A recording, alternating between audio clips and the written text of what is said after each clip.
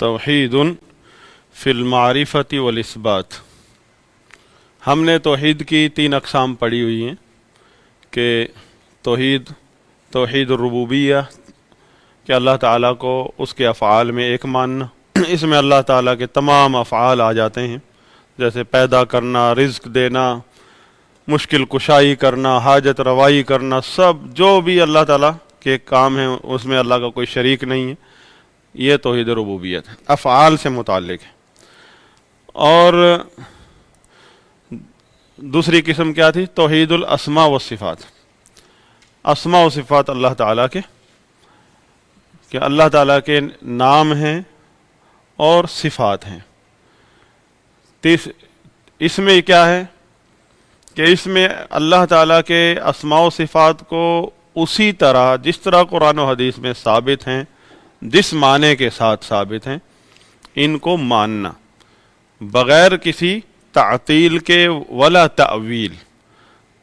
تعطیل مطلب صفت کا انکار کر دینا، یہ اللہ کی صفت نہیں ہے، اللہ ایسے نہیں ہے، اور پھر اس کی جو عبارت ہے، اس صفت کی جو عبارت جس لفظ میں اللہ تعالیٰ نے وہ قرآن میں نازل فرمائی ہے وہ صفت، اس عبارت کا معنی بدل دینا اور اسے کہنا جی یہ تو تعویل ہے۔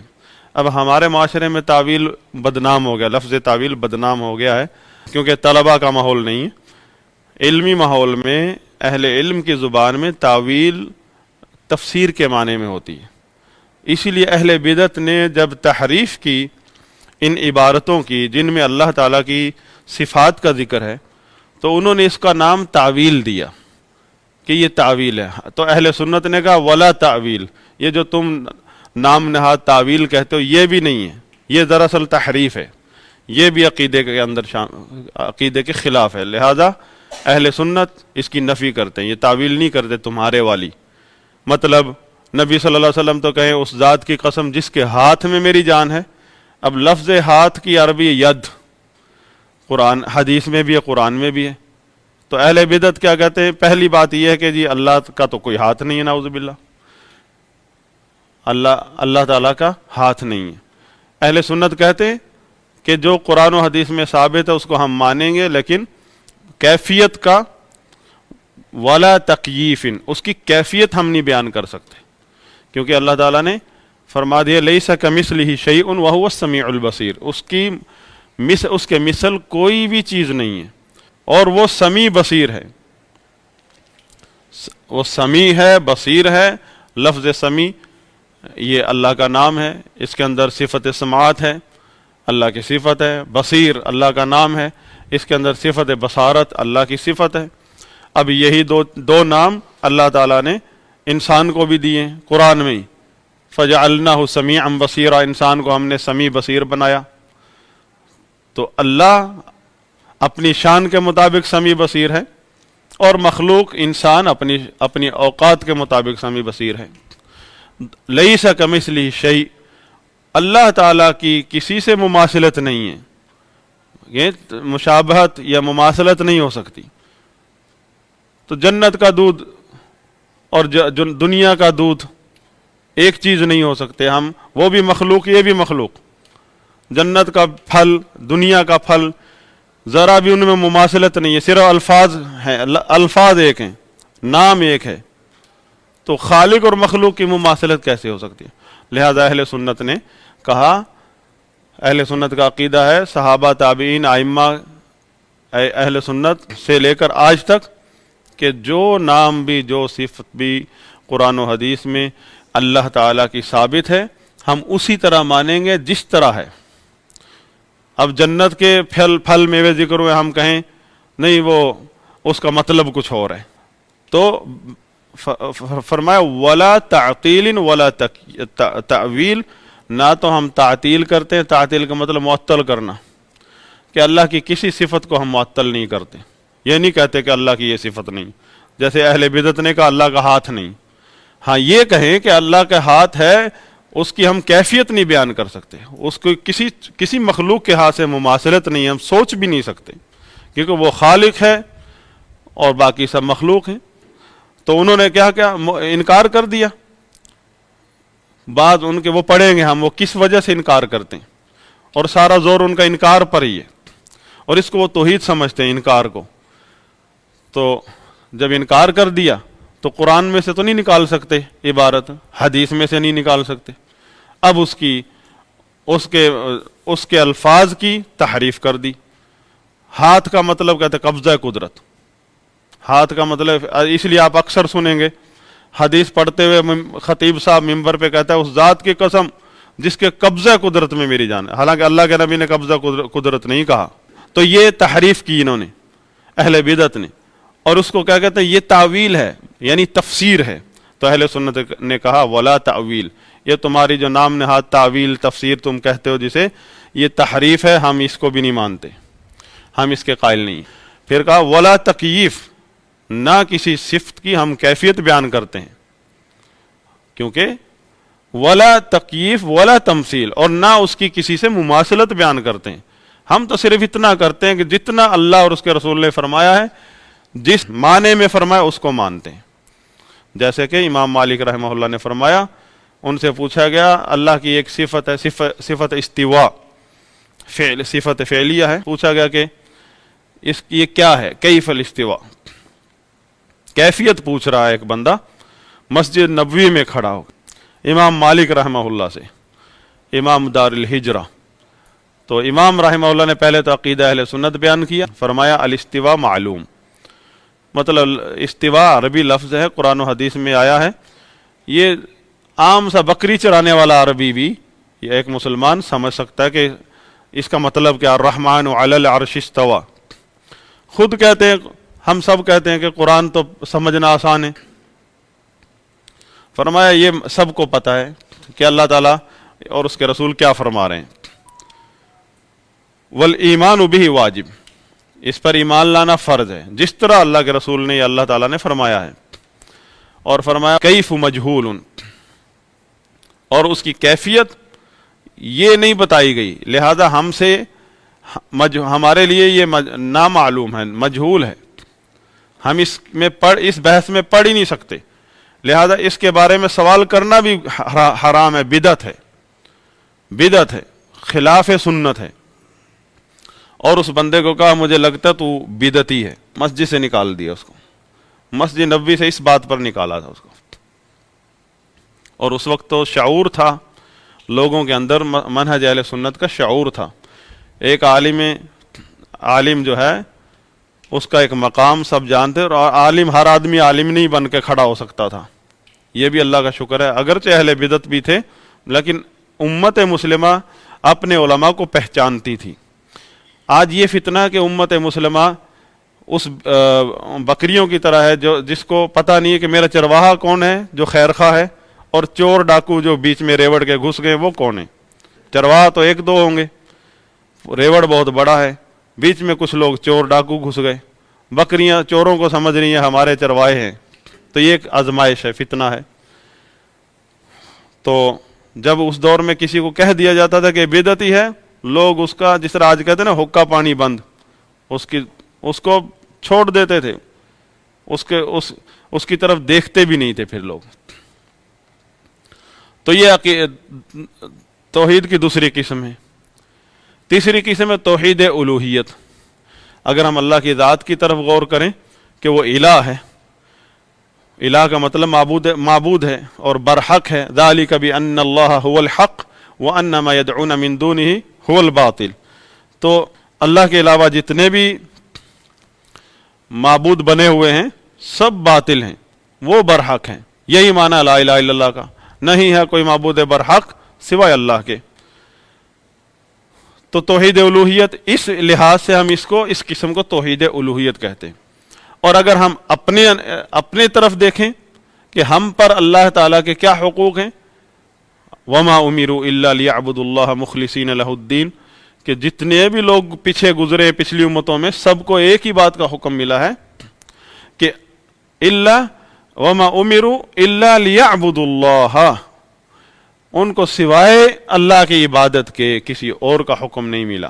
اور وہ کیسے عبادت کیسے کرنی ہے، مخلصین لہ الدین، عبادت آپ کا عمل عبادت کیسے بنے گا، کب بنے گا، فرمایا مخلصین لہ الدین حنفاء، مخلصین لہ الدین جب تک آپ کے اندر یہ چیز نہیں پیدا ہوگی، اخلاص العمل للہ عز وجل مخلصین لہ الدین، اپنے عمل کو اللہ کے لیے خالص کرنا. دیکھیں آپ تو ماشاءاللہ طلاب ہیں.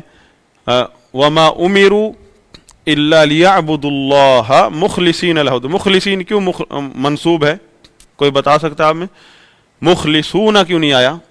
لیعبدوا اللہ. ہاں مخلصین، ہاں کوئی اور بتائے گا؟ حال ہے، حال کونہم الا لیعبدوا اللہ حال کونہم ان یخلصوا دینہم للہ عز وجل حنفاء. مطلب حنیف کس کو کہتے ہیں؟ موحد کو. یکسو ہو کر، مطلب کسی ادھر ادھر دیکھنے والے نہ ہوں، موحد بھی بنے اور ادھر ادھر نظر دوڑا، یعنی کبھی اہل بدعت، چاروں طرف اہل بدعت ہیں، بیچ میں صراط مستقیم، چاروں طرف شبہات ہوتے ہیں، دائیں بھی بائیں بھی. صراط مستقیم ایک ہے کہ یہ ہمیں حکم ملا ہے کہ صراط مستقیم پر چلو، نہ دائیں دیکھو، شبہات کی طرف توجہ مت کرو. اہل بدعت چاہے چھوٹے درجے کا ہو چاہے رافضی کے درجے کا ہو، اس کی سنو تک نہیں. اگر یہ حکم ہے، اور پھر ایسے لوگوں کے دروس سننا، ایسے لوگوں کی مجالس میں حاضر ہونا جو کہ کفری عقائد رکھتے ہیں، پھر ان سے یہ امید رکھنا کہ کوئی تو علمی نقطہ بیان کریں گے، ہیں، یہ سب سے پہلے اس بندے کی گمراہی ہے. ایسے لوگ، اور یہ منع ہے، ایسے لوگوں کو اللہ تعالیٰ منافقین کی صفوں میں کھڑا کرے گا. جیسے سورہ النساء میں ہے نا، منع کیا گیا کہ ایسی مجلس میں مت بیٹھو جہاں اللہ اس کی آیات کا مذاق اڑایا جا رہا ہو. اگر ایسا نہیں کرو گے تو اللہ تعالیٰ تم منافقین کو، ایسے لوگوں کو جو کفری عقائد سنتے رہتے ہیں، کفری عقائد جہاں بیان ہو رہے ہیں ان مجالس کی طرف توجہ کرتے ہیں، ہاں، ان یوٹیوب پر ہو چاہے کسی مسجد میں ہو، کہیں بھی ہو، کفری عقائد بیان ہو رہے ہیں یا گمراہ کن افکار بیان ہو رہے ہیں، اور کان لگا رہا ہے، کوئی نقطہ ملے گا جوان کو. تو اللہ تعالیٰ نے کیا فرمایا؟ اللہ تعالیٰ کفار کو اور منافقین کو اکٹھا کرے گا. یہ وعید سنائی ہے کہ یہ صرف جو ہے یہ منافقین کی ہے. جو موحد ہے، مومن ہے، وہ کبھی بھی گمراہ، جب آپ کو کلیئر ہے کہ یہ حق ہے یہ باطل ہے. اہل حق کی وجہ سے پہچانے جاتے ہیں نا اہل حق. جب آپ کو کلیئر ہو گیا ائمہ اہل سنت اہل حق ہیں، تو پھر اب آپ کو کے پاس کون سی وہ گنجائش رہ گئی ہے کہ اب آپ اہل بدعت سے حق کی کوئی نقطے ڈھونڈتے پھریں. چاہے کوئی بھی بہانہ، کوئی کہتا ہے مجھے پتہ چلے تاکہ ان کا رد کر سکوں گا، یہ سب بہانے ہیں. پہلے اپنی فکر کریں. اللہ تعالیٰ نے منع کیا اس چیز سے کہ ایک ایسے لوگ، یہ خصلت منافقین کی ہے کہ وہ کفار کی مجالس اٹینڈ کرتے ہیں، یہ کفری عقائد کو سنتے ہیں. اگر آپ یہ چاہتے ہیں کہ آپ کے اندر اللہ تعالیٰ یہ صلاحیت پیدا کرے کہ آپ اسلام کا دفاع کر سکیں اور ہر گمراہ کن عقیدے کا رد کر سکیں، تو آپ رسول اللہ صلی اللہ علیہ وسلم کے منہج کو سمجھیں. آپ علم میں رسوخ پیدا کریں، اور علم میں رسوخ جو ہے وہ اس پرہیز سے ہی آئے گا کہ آپ کبھی بھی گمراہ کن لوگوں کی طرف توجہ مت کریں، نہ ان کی کتابوں کی طرف، نہ ان کے دروس کی طرف. آپ سنت اور اہل سنت سے چمٹے رہیں. اللہ تعالیٰ آپ کے اندر ایسی بصیرت پیدا کرے گا کہ چاہے دور حاضر کا فتنہ ہو یا دور قدیم کا فتنہ ہو، آپ کے پاس نور ہے کتاب و سنت کا، فہم سلف کا. آپ کو اللہ تعالیٰ عین وقت پر حاضر دماغی عطا فرمائے گا. اور ائمہ اہل سنت اس بات کی بڑی دلیل ہے ہمارے پاس، واضح زندہ ثبوت ہیں کہ ائمہ اہل سنت اتنا پرہیز کرتے تھے کہ بدعتی کے منہ سے تو قرآن بھی نہیں سنتے تھے، کانوں میں انگلیاں دے لیتے تھے. تو کہتے تھے کہ قرآن تو برحق ہے، لیکن قرآن کے ساتھ یہ اپنی بدعت ڈال دے گا. اور اگر بدعت بھی نہ ڈال سکے ہمارے دماغ میں، اتنا بھی اگر دل میں آ گیا کہ یار اچھا کہہ رہا تھا، اچھی بات کہی اس نے، یہی تو فتنے کا دروازہ کھولا کہ کل آپ کا دل مائل ہونا شروع ہو گیا. بہرحال توحید الوہیت کیوں کہتے ہیں ہم؟ اگر ہم اللہ کی الہ ہونے کی طرف غور کریں تو اسے توحید الوہیت کہتے ہیں.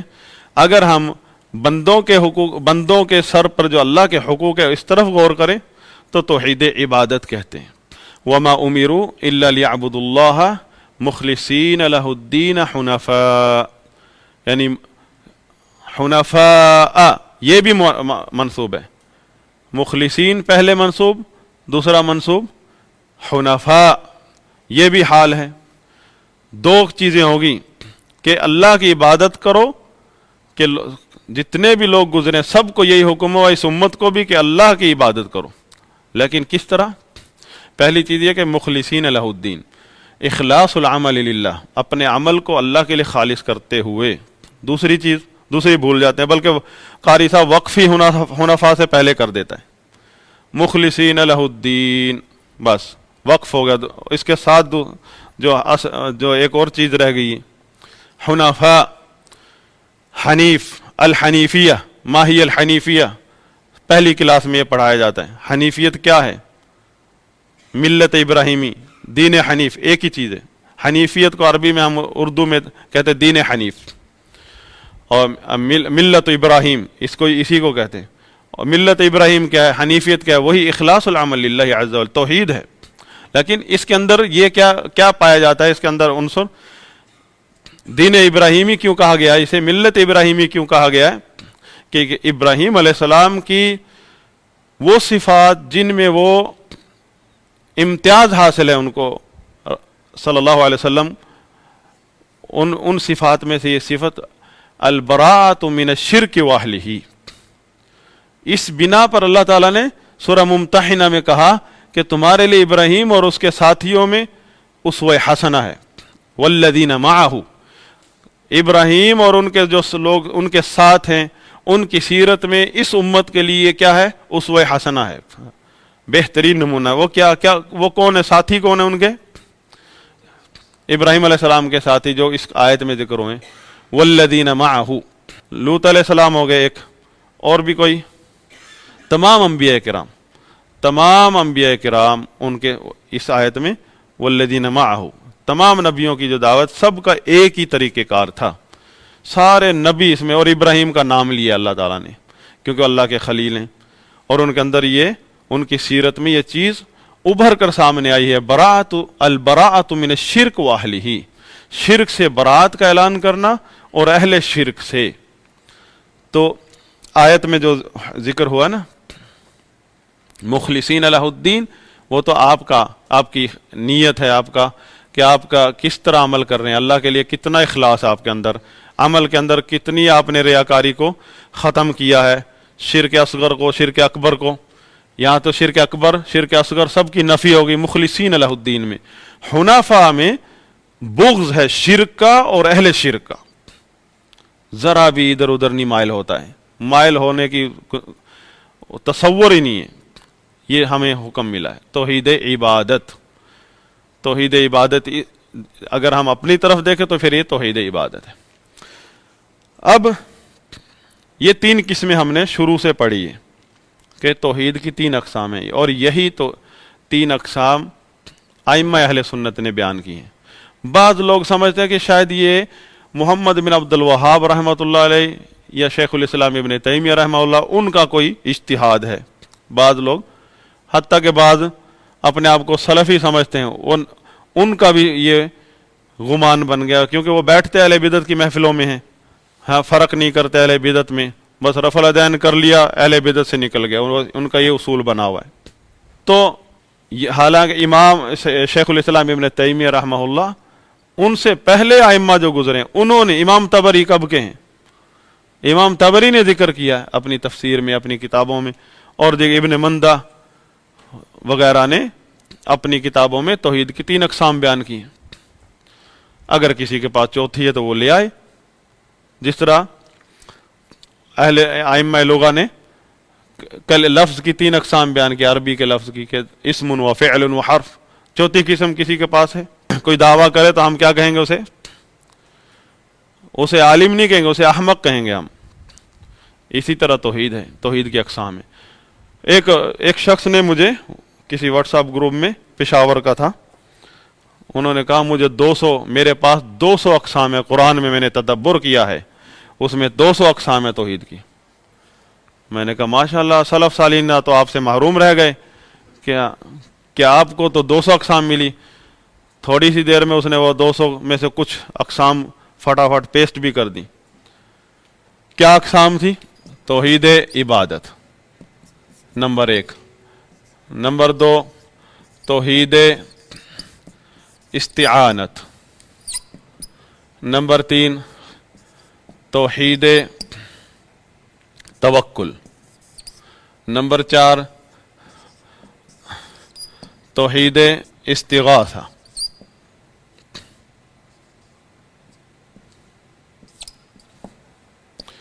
اس طرح کافی لمبی لسٹ تھی. اب دیکھیں توحید عبادت تو ابھی ہم اس کی تعریف تو ہم پڑھ چکے ہیں کہ اللہ تعالیٰ کو اپنے افعال میں یعنی اللہ تعالیٰ کے لیے اپنے افعال کو خالص کر دینا، اس میں اس کے ساتھ کسی کو شریک نہ کرنا. اخلاص العمل للہ عز وجل، اپنے عمل کو اللہ کے لیے خالص کر دینا، اپنے عمل کو. توحید ربوبیت میں اللہ کے افعال ہیں، توحید عبادت میں بندوں کے افعال ہیں جن کو اللہ کے لیے خالص کرنا ہے. ٹھیک ہے. اب دیکھیں یہ جو دوسری قسم ہے استعانت، یہ کیا ہے؟ طلب العون، اللہ سے مدد مانگنا. آپ نے اللہ سے مدد مانگی، یہ آپ کا اللہ سے مدد مانگنا آپ کا فعل ہے کہ نہیں؟ تو ہم نے یہ توحید عبادت میں کیا پڑھا ہے کہ اپنے افعال کو اللہ کے لیے خالص کرنا. اگر اس میں کسی اور کو بھی شریک کرتے ہیں شرک ہو جائے گا. تو اس کا تعلق کس سے؟ توحید عبادت سے ہوا کہ نہیں ہوا؟ توکل کیا ہے؟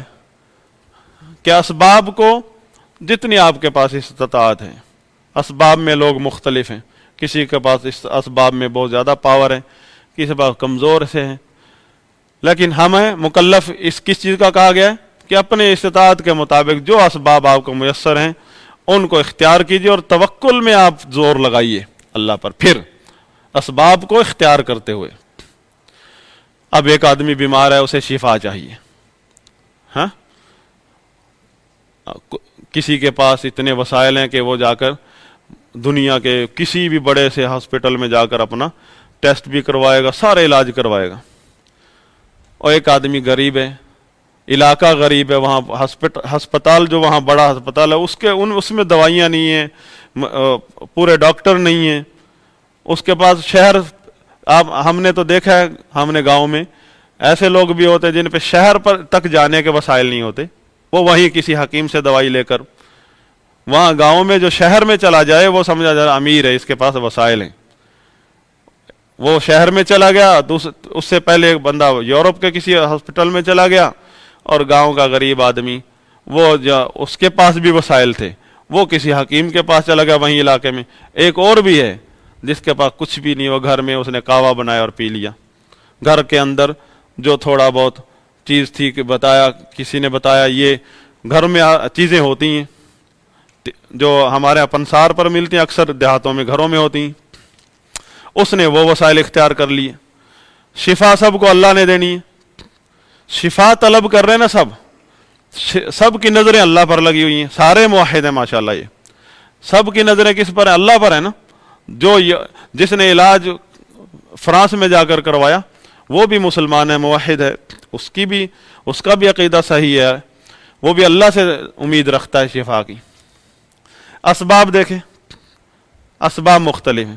اب وہ جو گاؤں کا غریب آدمی ہے، اللہ تعالیٰ نے یہ فرض نہیں قرار دیا کہ شفا جب ملے گی جب آپ بڑے سے بڑے ہاسپٹل میں جاؤ گے. اپنے استطاعت کے دائرے میں رہتے ہوئے آپ اسباب اختیار کریں، لیکن شفا تو ایک ہی جگہ سے ملے گی. سب نے نظریں اللہ پر لگائی ہوئی، یہ توکل ہے. ہو سکتا ہے اس گاؤں والے کا توکل زیادہ ہو، اور یہ عبادت ہے، یہ عمل ہے آپ کا کہ آپ نے اب شفا جو چیز چاہیے آپ نے اس کے متعلقہ اسباب کو اختیار کیا اور اللہ پر بھروسہ کر لیا. اب اللہ کی طرف سے اللہ تعالیٰ کا کام کیا ہے؟ توحید ربوبیت میں ہم نے پڑھا اللہ کیا کرتا ہے، معرفت توحید ربوبیت سے ملی، اسماء و صفات سے ملی. تو یہ توکل آپ کا عمل ہے نا، بندوں کے اعمال ہے نا، اس کا بھی تعلق توحید عبادت سے، کوئی نئی چیز تو نہیں. استغاثہ، طلب الغوث، اردو میں تو ہم استعانت استغاثہ کو مدد ہی کہتے ہیں، لیکن الگ الگ ہے، استغاثہ اور چیز، استعانت اور چیز۔ استعانت میں آپ اللہ سے مدد مانگ رہے ہیں کسی کام میں، جائز کام میں۔ استغاثہ ہے کہ کہیں پھنس گئے آپ کو وہاں آپ کو مدد چاہیے، اللہ سے غوث چاہیے، یہ بھی عمل ہے۔ تو خلاصہ کلام یہ کہ اس طرح کی تو آپ کتاب بھر سکتے ہیں، ایاک نعبد و ایاک نستعین، اے اللہ تیری ہی ہم عبادت کرتے ہیں اور تجھ ہی سے مدد مانگتے ہیں۔ اس کی تشریح میں امام ابن قیم نے 3 جلدوں میں کتاب لکھی ہے، سارے اس طرح کے اعمال ہیں جن پر مستقل ابواب، ایک ایک چیز پر مستقل باب باندھا ہے 3 جلدوں میں۔ وہ کہتا ہے مجھے 200 مل گئی ہیں، اور 200 مل گئی ہیں لیکن کسی ایک کی بھی تشریح نہیں کر سکتا ہے، 200 کے 2000 بھی ہو سکتی ہیں، اعمال تو بندوں کے شمار میں ہی نہیں ہے۔ لیکن ایک چیز سمجھ لیں، جب آپ علم حاصل کریں گے ائمہ اہل سنت کے طریقے سے، تھوڑے وقت میں آپ کو بہت بڑا راستہ مل جائے گا رسوخ حاصل کرنے کا، اور رسوخ ملے گا۔ اور جب آپ اپنی مطالعے سے، اور یا ایسے استاد پکڑیں گے جو خود ہی مطالعے کی پیداوار ہیں، یا محققین ہیں، محدثین ہیں، تو آپ بھی اسی طرح پھریں گے جس طرح انہوں نے زندگی لگا دی، مطالعہ بہت زیادہ کیا، بہت زیادہ حوالے بھی یاد ہے، کمپیوٹر ہیں، لیکن ایک چھوٹا سا طالب علم جس نے مدینہ میں یا مکہ میں کہیں کسی عالم سے توحید پڑھی ہے، وہ منٹ میں 2 منٹ میں مسئلہ حل کر لے گا، وہ سمندر میں غوطہ کھاتا پھرے گا شیخ صاحب، غوطہ خور ہے۔ اور جو سمندر کے کنارے پر ہیں تو جائے گا، جا کے پکڑ کے مچھلی لے آئے گا، یہ غوطہ صبح سے شام تک پھر جا کے مچھلی لاتا ہے، لیکن دکھاتا رہتے دیکھو میں کیسے غوطہ خور ہوں، میری آنی جانی دیکھو، غوطے خوری دیکھو، میں کبھی نیچے چلا جاتا ہوں، کبھی اوپر آ جاتا ہوں۔ وہ 2 منٹ میں مچھلی لائی، اتنی دیر میں اس نے پکا کے کھلا بھی دی۔ تو علم حاصل کرنے کے اصولوں میں یہ بھی ہے کہ آپ ائمہ کرام کے طریقے پر، میں لفظ علماء اس لیے نہیں بولتا کہ فوراً آپ کو عالم کا لفظ اپنے اوپر لگا لیتے ہیں، ائمہ کرام سے آپ کو تھوڑا سا دوری ہے، سمجھتے ہیں کہ یہ کوئی اور مخلوق ہے، اور ائمہ ہی علماء ہے، ورثۃ الانبیاء وہ ائمہ ہیں، ہم تو طلبہ ہیں۔ اگر طلبہ اللہ تعالی ہمیں قبول کر لے، طلبہ میں شمار کر لے، تو یہ بہت بڑی بات ہے۔ مدرسے کی سند لے کے، وہ عالم کی عالمیت اس کا نام ہے، لیکن آپ عالم نہیں ہوئے مدرسے کی سند لے کر، 20 سال پڑھا لیں پھر بھی عالم نہیں کہلا سکتے فارغ ہونے کے بعد۔ وہ کس لیے؟ کیونکہ ہم سے بڑے پہاڑ ہیں ائمہ کرام کو، جب ہم دیکھتے ہیں تو پھر ساری زندگی بھی ہم ان کے سامنے سر نہیں اٹھا سکتے، ان کے علم کے سامنے۔ انہوں نے تو وہ کتاب جو ظہر کے بعد عصر تک لکھی تھی، وہ ہم سارا سال نہیں، 10 سال پڑھاتے رہتے پھر بھی دعویٰ نہیں کر سکتے اس کتاب میں ہمیں رسوخ ہے، ایک کتاب میں چھوٹی سی العقیدۃ الواسطیہ۔ باقی ان کی کتابیں تدمریہ یا وغیرہ وغیرہ،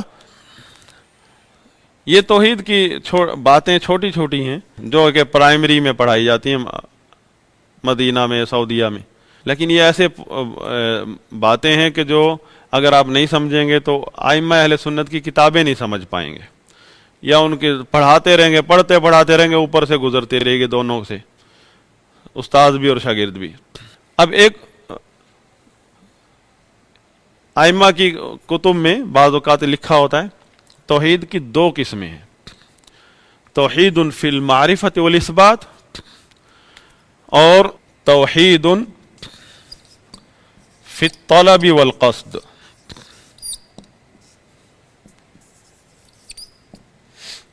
یہ جو میں پڑھا رہا ہوں نا، یہ اصل میں یہ تمہید ہے، اور جسے کہتے ہیں کہ کی ہے، یہ چابی ہے جو عقیدہ طحاویہ میں جو جس باب میں ہم داخل ہو رہے ہیں وہ سر سے گزرے گا، اور یہ چیزیں اگر کسی نے نہیں پڑھی تو پھر وہ کہے گا یہ تو فلسفہ پڑھ رہے ہیں، کوئی ہمیں سمجھ نہیں آ رہی۔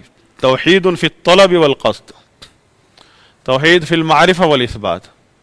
معرفہ والاثبات، اس میں اللہ کی معرفت ہے اور آپ کے اوپر آپ کے ذمے کے اس کو اثبات کریں، اس کا، اس میں 2 چیزیں آتی ہیں، الربوبیہ اور الاسماء و صفات۔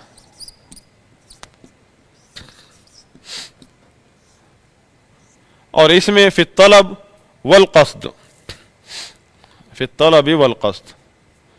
اس میں صرف توحید العبادہ، توحید الوہیت، توحید الالوہیہ، یا اس کو کہیں گے توحید العبادہ.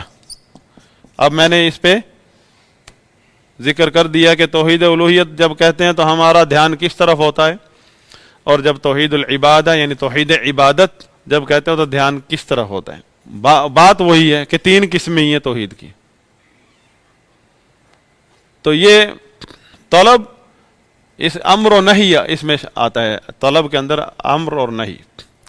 اللہ کا حکم کیا ہے، منع سب سے بڑا حکم کیا ہے اللہ تعالیٰ کا؟ جو سب سے بڑا کام جس کا حکم دیا قرآن میں وہ کیا ہے؟ حکم دیا جس کے کرنے کا حکم دیا مسلمانوں کو. ہاں، عبادت، توحید. عبادت اس وقت تک عبادت نہیں بن سکتی جب تک اس میں توحید نہ ہو. یہ نقطہ ذہن میں رہنا چاہیے. دنیا میں کوئی بھی شخص نہیں ہے جو عبادت نہیں کرتا، سب کرتے ہیں عبادت. یہودی بھی، ہندو بھی، سکھ بھی، سب عبادت گزار. ہم سے زیادہ عبادت کے اندر غلو بھی کرتے ہیں. انبیاء کرام کو کس لیے بھیجا اللہ تعالیٰ نے؟ کہ لوگوں کو مسئلہ توحید سمجھائیں. وہ پہلے سے عبادت کا جذبہ رکھتے ہیں، اور وہ کیا ہے؟ اخلاص العمل للہ، کہ اپنے اعمال کو اللہ کے لیے خالص کر لو. حتیٰ کہ ریاکاری ایک عمل ہے، پہاڑ جیسا عمل ہے، اس میں ریاکاری آ جاتی ہے. ریاکاری تو ریاکاری شرک اصغر ہے، کوئی یعنی شرک اکبر نہیں ہے کہ جس طرح لوگ اللہ کے لیے کوئی ذبح کر رہے ہیں، غیر اللہ کے لیے ذبح کر رہے ہیں، یا غیر اللہ کے لیے کوئی عبادت کر رہے ہیں. ایسا بھی نہیں ہے. وہ عمل تو وہ ثابت ہے شریعت میں، لیکن اس نے عمل اللہ کے لیے نہیں کیا، ریاکاری تھی اس میں. وہ عمل ضائع ہو جاتا کہ نہیں؟ اللہ تعالیٰ یہ نہیں دیکھتا کتنا بڑا عمل ہے. اور اگر ایک آدمی کرتا ہی عمل غیر اللہ کے لیے، یہ تو عمل تھا ثابت شدہ تھا، اس نے بس لاپرواہی میں ریاکاری کی، مسلمان ہے، موحد ہے، اس کا عمل باطل ہو گیا. اور شرک اصغر لکھا گیا اس کے کھاتے میں. شرک اصغر کا آپ کو معلوم ہے کہ شرک اصغر جو ہے نا گناہ کبیرہ سے بھی بڑا ہے. لفظ اصغر کی طرف نہیں جائیں. شرک اصغر جو ہے گناہ کبیرہ، کبائر گناہ سے بھی بڑا ہے. شرک اصغر جیسے غیر اللہ کی قسم کھانا کوئی چھوٹی بات نہیں ہے. زنا کبیرہ گناہ ہے، سود کھانا کبیرہ گناہ ہے. غیر اللہ کی قسم کھانا جو ہے وہ شرک اصغر ہے. ان تمام گناہوں سے بڑا ہے. جس دن یہ سمجھ آ جائے ہمیں کراہت ہے، ہمیں خنزیر کا گوشت ایک آدمی نے کھایا، حرام کھایا، ایک آدمی نے کوئی کبیرہ گناہ کیا. گناہ ہم گناہوں کو بہت ناپسند کرتے ہیں عمومی طور پر. گناہ گار کو ہم کہتے ہیں گناہ گار ہے، بے دین ہو گیا. ہم گناہ گاروں کو گناہ گار مسلمانوں کو کیا کہتے ہیں؟ بے دین ہو گئے. اور جو شرک کرتے ہیں انہیں کہتے ہیں یہ عاشق ہیں، اللہ کے رسول کے عاشق ہیں، یہ اہل بیت کے عاشق ہیں، یہ محبت میں بہت بڑے دیندار ہیں. اور جو مسلمان ہیں، گناہ گار ہیں، جن کے لیے اللہ کے رسول کی شفاعت ہے، ان کو کہتے ہیں بے دین ہیں. بے دین. اور بے دین کا مطلب کیا ہے؟ اسلام سے خارج. بے دین تو اسلام سے خارج ہوتا ہے، اسے بے دین کہہ رہے ہیں. گناہ گار ہے. کون ہے ہم میں معصوم عن الخطا؟ گناہ گار. مسلمان فاسق بھی ہو سکتا ہے، فاجر بھی ہو سکتا ہے، ظالم بھی ہو سکتا ہے، لیکن اسلام کا ایک دائرہ ہے. جب تک اسلام کے دائرے میں ہے وہ گناہ گار ہے ہونے کے باوجود بھی مغفرت کا امیدوار ہے. اگر ایک گناہ گار آدمی فسق و فجور میں مبتلا تھا، توبہ بھی نہیں کی اس نے کبھی، مر گیا، اسلام کی تعلیم کیا ہے کہ ہم اس کے بارے میں اب اس کی پیٹھ پیچھے کیا کہیں کہ اب اللہ کی مرضی، اسے چاہے تو معاف کر دے، چاہے تو اس کے گناہوں پر عذاب دے. اور اللہ تعالیٰ ظلم نہیں کرتا، جتنا عذاب بنے گا اتنا دے گا. اور کیونکہ وہ مسلمان ہے، عذاب قبر برحق ہے. اگر اس کو عذاب ہوا، اگر اسے عذاب ہوا، اللہ کی مشیت پر، اب ہم نہیں اس کے فیصلہ کریں گے. اس میں دنیا میں ہم اس کو بہت برا، بہت کچھ کہہ سکتے تھے اسے गुनाहगार को। दुनिया में उसके साथ उससे नफरत भी कर सकते थे हम, और उससे बाइकाट भी कर सकते थे।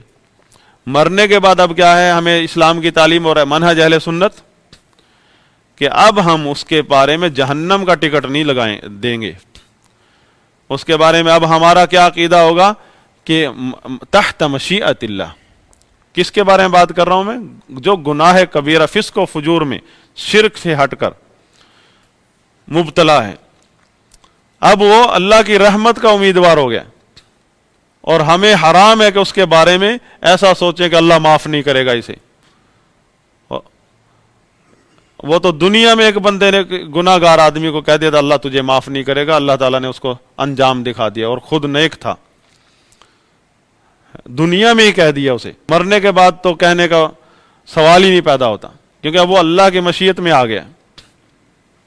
दुनिया में जब तक जिंदा था अगर तौबा कर ले, दरवाजा खुला है, तो अगर वो उसे अजाब हो भी सही, तो अजाब कब्र जो है अगर किसी को होता भी है तो उसका मतलब ये नहीं कि वो क़यामत तक होता ही रहेगा।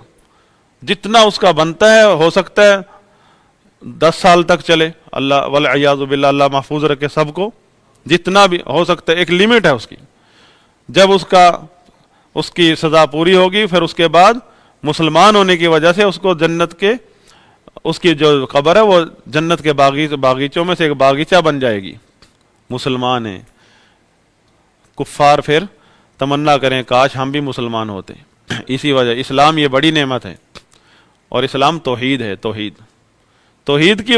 ये तौहीद की फजीलत है कि जो उसको गुनाहों के बावजूद, फिस्क व फुजूर के बावजूद, अल्लाह ताला ने उसके लिए फिर भी नरमी का मामला रखा हुआ है। दुनिया में फिस्क व फुजूर में जिंदगी बसर की है, तो हम इसको क्या कहते हैं? बेदीन नहीं कहना चाहिए गुनाहगार मुसलमान को। बेदीन वो है जो शिरक अकबर करता है, कुफर का मुर्तकिब है, ये बेदीन है। उसके जुब्बे कुब्बे और नमाजों पर नहीं जाइए। ये मजहबी तबके में बेदीन तबका है बहुत सारा। जो आम मुसलमान है उनमें वो मुसलमान है बेचारे, गुनाहगार हैं। जो बहुत मजहबी तबका है उसमें बहुत सारे बेदीन हैं, क्योंकि वो शिरक की दावत देते हैं, शिरक करते हैं, शिरक अकबर। नबी के बारे में, सहाबा के बारे में, अहले बैत के बारे में, इस्लाम के बारे में कुफरिया नजरियात, ये बेदीन लोग हैं जो यहाँ मजहबी तबका बना हुआ है। इसमें बहुत सारे लोग हैं ऐसे। तो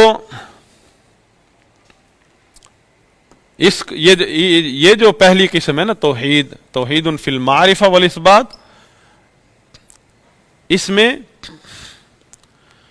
कुरान में बहुत सारी आयतें, जगह जगह आपको अल्लाह ताला के अफ़आल का जिक्र मिलेगा, अल्लाह ताला के अस्मा व सिफ़ात मिलेंगे। तो ये आयात और इस किस्म के अहादीस, ये इसमें मारिफत है, और जो ही आपको इल्म आ जाए आपके ऊपर लाजिम है कि आप उसका इस्बात करें। अस्मा व सिफ़ात का कैसे इस्बात करना है वो हमने पढ़ लिया अक़ीदा अहले सुन्नत में कि तौहीद अस्मा व सिफ़ात क्या है। रुबूबियत में क्या है कि आप तौहीद का इस्बात करें, शिर्क का नफ़ी करें। और इसको दूसरे लफ्ज़ों में कहते हैं अत-तौहीद अल-इल्मी अल-ख़बरी, क्योंकि इसमें अम्र नहीं है, अवामिर अम्र नहीं है कि ऐसे इस अंदाज में जुमले आयात नहीं है कि ये करो ये नहीं करो। इसमें इखबार है, यानी खबर है कि अल्लाह ताला यूं फरमाता है, अल्लाह ताला यूं करता है, अल्लाह ताला की ये सिफत है, अल्लाह का ये नाम है। इसलिए इसको अत-तौहीद अल-इल्मी अल-ख़बरी कहते हैं। इसमें सिर्फ अल्लाह की मारिफत है। और ये जो है तौहीद फी तलब वल क़स्द जो है इसका ताल्लुक दिल से, इखलास, इरादा से। आपका इरादा, कोई भी अमल कर रहे हैं, पहाड़ जैसा अमल कर रहे हैं, नेक अमल है, लेकिन इरादा क्या है आपका? रियाकारी तो नहीं है, यह इखलास। और कोई भी अमल है, चाहे वो साबित शुदा अमल, जब भी आप करते हैं उसकी कबूलियत के लिए जो बुनियादी शर्त है वो दो है ना, इखलास, मतलब इखलासुल अमल, यह अमल आपने अल्लाह के लिए खालिस किया कि नहीं। दूसरी शर्त है कि शरीयत के उसूलों के मुताबिक हो, बिदअत में ना आए वो। فرض کا درجہ ہو یا مستحب کا درجہ ہو یا مباح کا درجہ ہو، حرام یا مکروہ یا میں نہ آئے وہ، تو پھر وہ عمل اس قبول ہوگا، قبولیت، اور اس پر اجر و ثواب کے امیدوار ہو سکتے ہیں۔ تو اس توحید کو کہتے ہیں التوحید الطلبی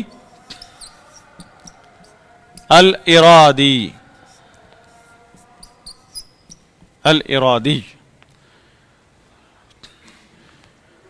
یہ سارے مصطلحات، یہ جمل، یہ الفاظ یہ کتابوں میں آتے ہیں۔ یہ اگر آپ لوگوں نے سمجھ لیے تو بعد میں مطالعے کے وقت، کتابیں پڑھاتے وقت اور کتابیں پڑھتے وقت آپ کو مشکل نہیں آئے گی۔ یہ چیز، یہ سمجھنا بہت ضروری ہے۔ یہ چیزیں، یہ علماء کی توحید کی کتابوں میں ان چیزوں کا ذکر ہوتا ہے۔ پھر وہ کتاب تو نہیں آپ کو شرح بول کے بتائے گی اس طرح۔ تو کلاس میں یہ چیزیں، اگر جس نے کلاس اٹینڈ کی اس کے لیے پھر آگے آپ کا اپنا انداز ہوگا سمجھانے کا، اچھے سے اچھا ہوگا، آپ اچھے سے اچھے انداز سے سمجھا سکیں گے۔ یہی وجہ کہ یہاں کتابیں ختم کرنا، جلدی جلدی کرنا، یہ مقصد نہیں ہوتا طالب علم کا۔ طالب علم کا مقصد ہے کہ جتنا بھی اللہ توفیق دے دے، وقت دے دے، استاذ کے ساتھ، اب تو کلاس ہی صحبت ہے استاذ کی، اس میں کلاس کے ماحول میں جو بات آپ سمجھ سکتے ہیں وہ کسی اور ماحول میں نہیں سمجھ سکتے، نہ مطالعے سے سمجھ سکتے ہیں، نہ آڈیو ویڈیو درس سن کے۔ اگرچہ آڈیو ویڈیو درس سننے کا کلاس کے بعد سب سے زیادہ فائدہ کسی عالم کی کلاس کی جو آڈیو ویڈیو ہے، جیسے مدینہ کے علماء کی ہیں، تو اس سے کلاس کے بعد سب سے زیادہ فائدہ اس سے ہوتا ہے، لیکن کلاس کے برابر وہ بھی نہیں ہے۔ تو کبھی بھی یہ نہیں ذہن میں، جب بھی آپ کو موقع ملے کلاس اٹینڈ کرنے کا، کہیں بھی ہو رہی ہے، اس کو ضائع نہ کیجیے۔ یہ زندگی کا بہترین وقت ہے جو آپ کو مل گیا ہے۔ اگر آپ نے اس کی لاپرواہی سے وہ پاس کر دیا، آپ نے بہت کچھ ضائع کر دیا۔ جتنے بھی لوگ بنے ہیں، آگے بڑھے ہیں، چاہے عقیدہ میں، چاہے کسی بھی سبجیکٹ میں، وہ اتنے ہی آگے بڑھے ہیں جتنا انہوں نے کلاس اٹینڈ کی ہے۔ قابلیت اس کے بعد ان کی اپنی اللہ تعالیٰ نے قابلیت پیدا کرتا ہے اللہ تعالیٰ، اور جتنا آپ طالب علم کلاس سے بھاگتا ہے اتنا ہی اس کے اندر کمزوری رہتی ہے۔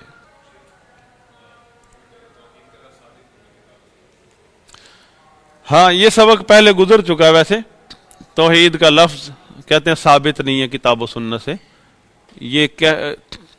یہ ایسا سوال ہے کہ اس کو نقل کرنا بھی جائز نہیں ہے، کیونکہ یہ جاہل کا سوال ہے، یا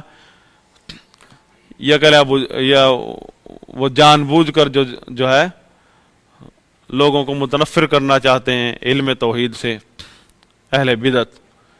جبکہ اللہ کے نبی صلی اللہ علیہ وسلم نے، سوال آپ سمجھ گئے نا، سوال یہ کہ توحید کا ذکر ہے کہیں، توحید کی لفظ توحید ہے جو آپ ہر وقت توحید توحید لگا کر رکھتے ہیں، اور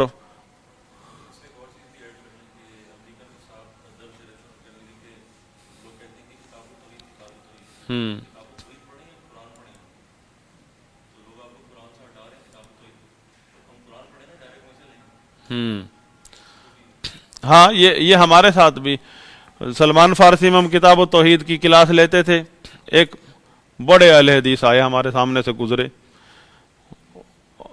تھوڑا جانتے تھے پہلے سے، تو کہنے لگے، انہیں پتا تھا کہ کتاب و توحید پڑھاتے ہیں، پوچھنے لگے کیا چیز پڑھاتے ہیں؟ میں نے کہا کتاب و توحید۔ تو انہوں نے طنزیہ انداز میں کہا، اچھا میں سمجھا قرآن پڑھاتے ہیں۔ مطلب کتاب و توحید اور چیز ہے، درس قرآن اور چیز ہے۔ تو صحابہ کرام کہتے ہیں تعلمنا الایمان قبل القرآن، ہم نے ایمان پہلے سیکھا قرآن سے پہلے ایمان سیکھا۔ ایمان توحید ہے۔ تو توحید جو ہے، علم توحید، آپ یہاں سے اہمیت دیکھ لیں، نبی صلی اللہ علیہ وسلم کو اللہ تعالیٰ نے حکم دیا، فَاعْلَمْ أَنَّهُ لَا إِلَٰهَ إِلَّا اللَّهُ وَاسْتَغْفِرْ لِذَنبِكَ۔ یہاں آپ کو یہ بات جب سمجھ آئے گی کہ لفظ توحید اصل میں عربی زبان میں یہ کب استعمال کیا جاتا ہے؟ کس وقت، کس موقع پر لفظ توحید؟ اب یہ ہم اللہ کے رسول صلی اللہ علیہ وسلم کی اور صحابہ کے، آپ کے جتنے بھی شاگرد تھے، چاہے وہ رومی ہے، فارسی ہے، سب کی لینگویج کیا تھی؟ عربی. اور اس لینگویج میں اللہ کے نبی پابندی تو نہیں ہے کہ لفظ توحید عربی زبان کا لفظ نہیں ہے کیا؟ ڈکشنری میں آپ جائیں، لفظ توحید جو ہے آپ کو ملے گا. کیا نبی صلی اللہ علیہ وسلم اور صحابہ کس موقع پر لفظ توحید بولتے تھے؟ توحید یا توحید تو مصدر ہے نا، لفظ توحید مصدر ہے اور اس سے کئی صیغے نکلتے ہیں. کس موقع پر لفظ توحید یا اس سے متعلقہ کوئی صیغہ بولا جاتا ہے؟ یہ پہلے آپ کو علم میں ہونا چاہیے، پھر آپ سمجھ جائیں گے کہاں کہاں توحید بیان ہو رہی ہے. پچھلی کلاسوں میں بیان اچھا ہو گیا، بار بار بھی یہ تو ایک ایسا علم ہے، اس کا بار بار مراجعہ مذاکرہ ہونا چاہیے، کیونکہ یہ آپ یاد رکھیں علم توحید جو ہے اس کا مذاکرہ نہیں ہو رہا ہے، نہ خطبوں میں، نہ درسوں میں، نہ کلاسوں میں. کلاس میں جہاں کہیں سبجیکٹ ہے کتاب و توحید کا، اس کا حق نہیں ہم ادا کر پا رہے ہیں، کیونکہ ماحول اتنا ہم مشغول ہو گئے ہیں دوسری چیزوں میں اہل بدعت کی طرح. ہم خود اہل حدیث کہلانے والے، ہم اہل بدعت سے آگے دوڑ لگائی ہوئی ہم نے چیزوں میں، جو غیر ضروری چیزوں میں اس کو دعوت کا درجہ دیا ہوا ہے، ان چیزوں کو دعوت کا درجہ دیا ہوا ہے. اس کا جتنا زیادہ مراجعہ ہو، ایک چیز پہلے آپ کو پتہ ہے پھر دوبارہ اس کو پڑھیں، پڑھائیں، سنیں، سنائیں، اس کا بہت زیادہ فائدہ ہوگا. ایک دفعہ صحابی نے تشہد میں انگلی کا اشارہ ایک انگلی سے کرتے نا، 2 انگلیوں سے کیا، تو اللہ کے نبی نے کہا کہ ایک انگلی کرو، ایک عربی میں کیسے کہیں گے؟ احد، احد 2 دفعہ فرمایا آپ صلی اللہ علیہ وسلم، احد. اور یہ احد، وحد یوحد، گردان جو ہے اس میں فعل امر ہے، احد. ہاں، اور مصدر کیا ہے؟ توحید. آپ صلی اللہ علیہ وسلم نے توحید کا صیغہ استعمال کیا کہ توحید کا مطلب کیا ہوا پھر؟ کہ کسی چیز کو ایک کرنا. اس آدمی نے 2 انگلیاں کی تھی، آپ کا مقصد تھا کہنا کہ 2 کی بجائے 1 کرو، آپ نے کیا کہا؟ احد، 1 کرو. آپ صلی اللہ علیہ وسلم نے سیدنا معاذ بن جبل رضی اللہ عنہ کو بھیجا یمن بھیجا. اب یمن نیا نیا فتح ہوا تھا. آپ دیکھیں مدینہ کہاں اور یمن کہاں ہے، اور وہاں اکثر اہل کتاب یہود و نصارہ رہتے تھے، جن کو پہلے سے ہی پتہ تھا اسلام کی باتوں کا. بہت سارے عقائد جو اللہ کے نبی صلی اللہ علیہ وسلم نے آخرت کے متعلق، تقدیر کے متعلق، اللہ کے بارے میں بتائے، وہ پہلے سے جانتے تھے وہ لوگ، بلکہ وہ تصدیق کے طور پر پوچھتے تھے نبی صلی اللہ علیہ وسلم سے. جب نبی صلی اللہ علیہ وسلم سے بھی وہی جواب ملتا جو انہوں نے اپنی کتابوں میں پڑھا تو متاثر ہوتے تھے. یہ نبی صلی اللہ علیہ وسلم نے سیدنا معاذ رضی اللہ عنہ کو بھی فرمایا، دیکھنا تم جہاں جا رہے ہو وہاں اہل کتاب لوگ ہیں، لہذا فَلْيَكُنْ أَوَّلَ مَا تَدْعُوهُمْ إِلَيْهِ أَن يُوحِّدُوا اللَّهَ. تو سب سے پہلی چیز جس کی طرف تم نے ان لوگوں کو بلانا ہے، کن لوگوں کو؟ جنہیں اسلام کا شعور ہے، اس دین کا شعور ہے، ان کو سب سے پہلی چیز جس طرف بلانا ہے إِلَىٰ أَن يُوحِّدُوا اللَّهَ. اب آپ دین سے آپ طلبہ ہیں، ان مصدریہ ہے، اس کے بعد آ گیا فعل یوحد اللہ. ان مصدریہ کے بعد فعل کو اس طرح نہیں ترجمہ کرتے ہیں جیسے آپ اردو میں کہتے ہیں یہ کہ وہ ایک مانے اللہ کو.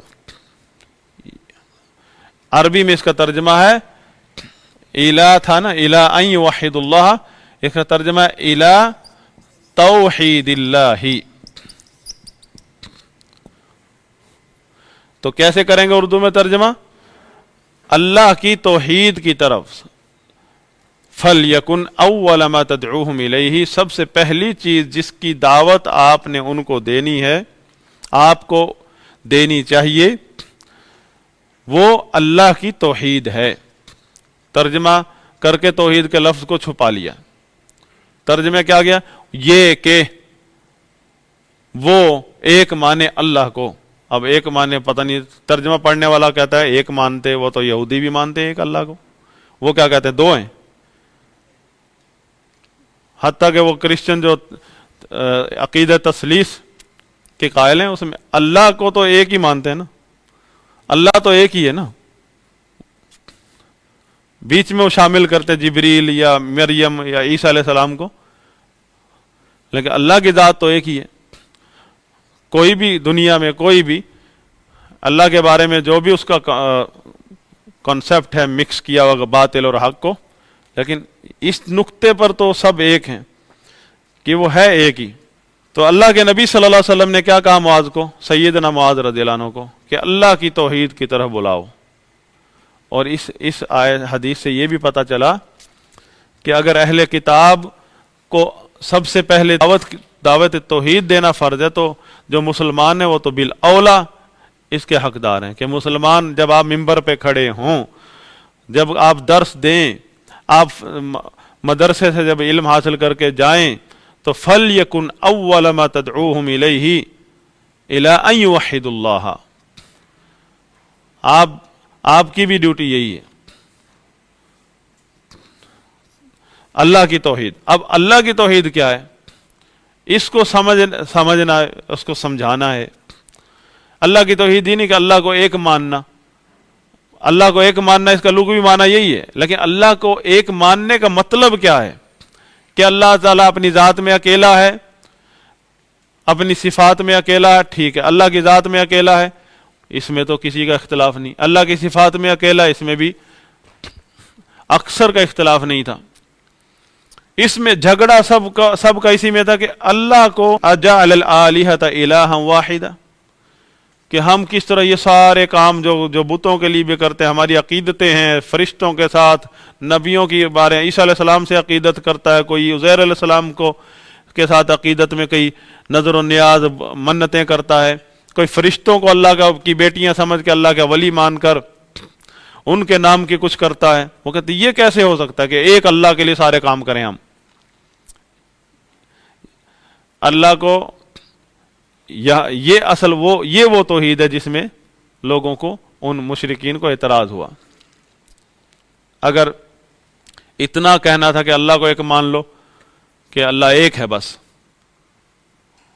باقی عبادت میں کچھ نہیں، آپ جس طرح عبادت کر رہے کرو، اللہ کو ایک مان لو بس، تو جھگڑا ہی نہ ہوتا کوئی۔ تو مسئلہ یہ تھا نا توحید،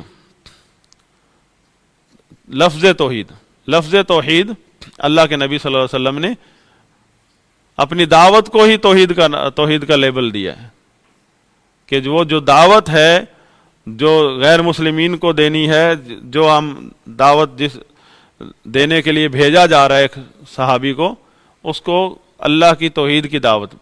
اور اچھا یہ توحید ہے کیا؟ نبی صلی اللہ علیہ وسلم نے اس کی تشریح کیا کی ہے؟ آپ تو وہابی ہیں، آپ کی تو کوئی اور تشریح ہو سکتی ہے۔ اللہ کے نبی صلی اللہ علیہ وسلم نے، دیکھیں یہ اصول ہے، ایک ہی حدیث کی تشریح دوسری حدیث کرتی ہے، اللہ کے نبی کے الفاظ خود کرتے ہیں اگر مل جائیں تو، ورنہ واضح ہوتے ہیں، نبی صلی اللہ علیہ وسلم کے الفاظ واضح ہوتے ہیں۔ دوسری روایت میں اللہ کے نبی صلی اللہ علیہ وسلم نے اس جگہ پر یہ فرمایا فَلْيَكُنْ أَوَّلَ مَا تَدْعُوهُمْ إِلَيْهِ شَهَادَةُ أَن لَا إِلَهَ إِلَّا اللَّهُ وَأَنَّ مُحَمَّدًا رَسُولُ اللَّهِ۔ دو باتیں ہو گئی، لا الہ الا اللہ محمد رسول اللہ کی دعوت دینی ہے۔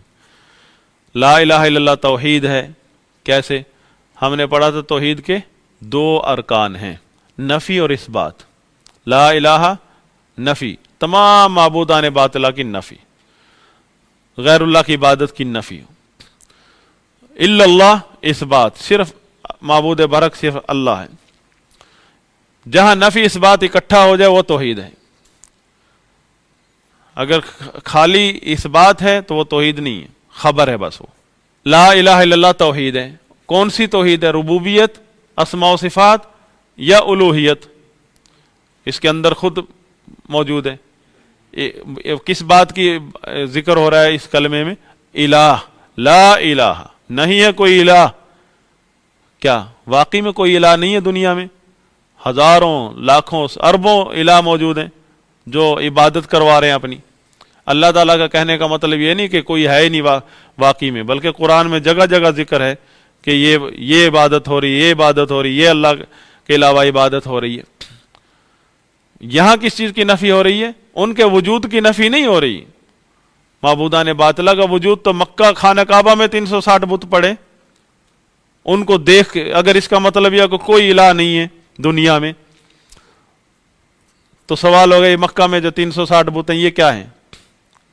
تو اللہ کے نبی کی دعوت کیا ہے؟ لا الہ کا مطلب یہ نہیں کہ وجود کی نفی کی جا رہی ہے باطل معبودان باطلہ کے وجود کی، بلکہ اس چیز کی نفی کی جا رہی ہے کہ برحق کوئی الہ نہیں ہے۔ لا الہ، نہیں ہے کوئی معبود برحق، مطلب سب باطل ہیں، الا اللہ، سوائے اس کے، اللہ کے۔ بلکہ اللہ تعالیٰ نے دوسری جگہ پر واضح الفاظ میں یہ تفسیر، اسی کلمے کی تفسیر فرمائی، ذالک بأن اللہ هو الحق وأن ما يدعون من دونه هو الباطل، کہ اللہ تعالیٰ برحق معبود ہے، اس کے علاوہ جس کو بھی وہ پکارتے وہ باطل ہے۔ لا الہ الا اللہ، اس جملے کی جگہ پر کیا فرمایا؟ لا الہ الا اللہ محمد رسول اللہ کی دعوت دینی۔ اب محمد رسول اللہ کیا ہے؟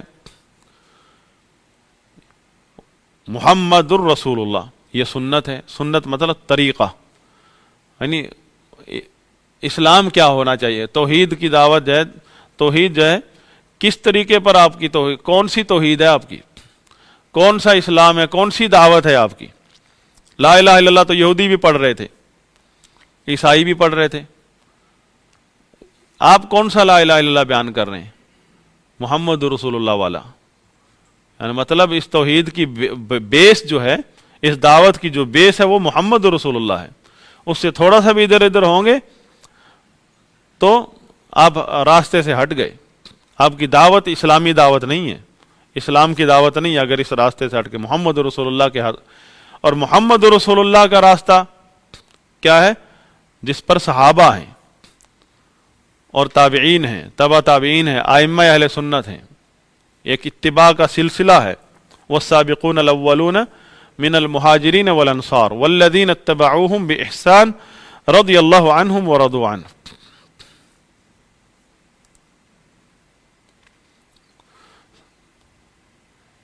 اللہ کے نبی نے فرمایا خیر الناس قرنی ثم الذین یلونہم ثم الذین یلونہم۔ تو مطلب محمد رسول اللہ جو ہے وہ منہج اہل سنت ہے، وہ طریقہ جس پر صحابہ تابعین ہیں۔ السنہ ما انا علیہ واصحابی، اہل بدعت کے راستے سے پرہیز۔ توحید و سنت کی دعوت یہ اصل دعوت۔ توحید و سنت نعرے بازی کا نام نہیں ہے۔